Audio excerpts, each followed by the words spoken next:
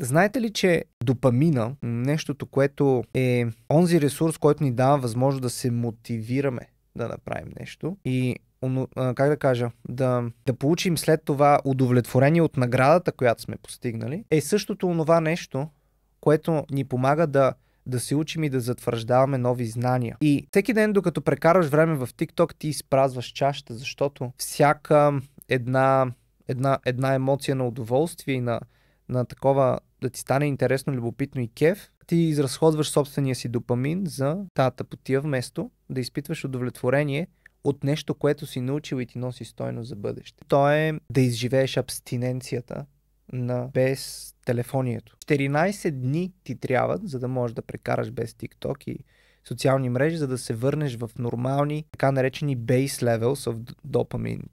Имаме стандартни нива на допамин, които са си базови, и след това имаме пикове на допамин, когато се случи нещо, което ни кара да бъдем адски excited.